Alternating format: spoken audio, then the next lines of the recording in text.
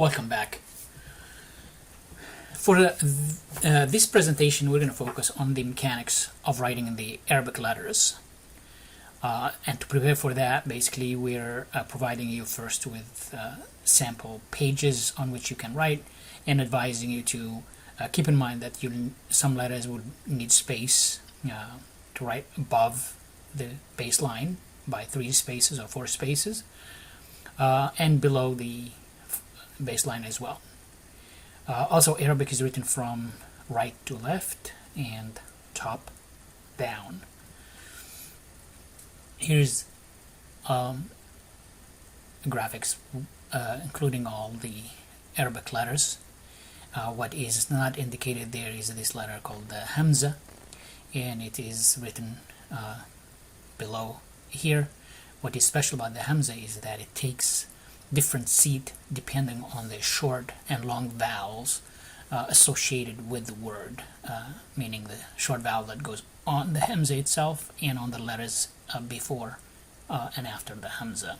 And there are a set of rules that guide the choice or the decision which seat goes for the hamza in any given word. Arabic letters cannot be pronounced literally unless you make the move. That's why they're called harakat, the vowels in Arabic. And there are 3 short vowels. The a, called the fatha, makes the a sound. U sound made by dhamma, and e sound made by the kasra, and it's written underneath the letters you're trying to sound out. In conjunction with these 3 short vowels, the absence of that would be called sukoon, and it's indicated by a 0 on top of the letter that lacks short vowel or long vowel.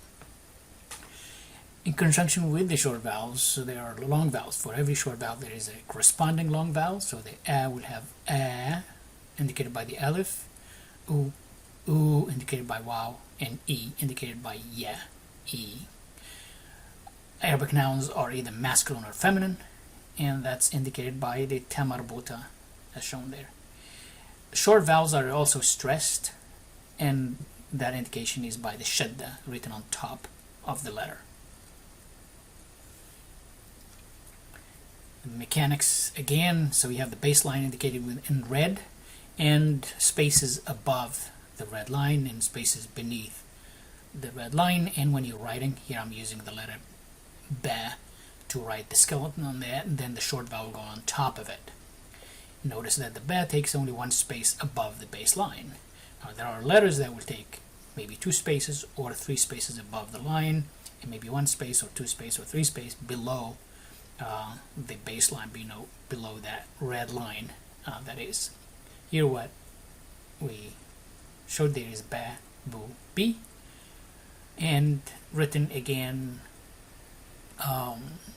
Notice the consistency in terms of how much space it takes above the baseline, but we indicated the sukoon indicated by like the 0 on top, and this letter is stressed by the shadda, and the shadda goes with a, u, or e,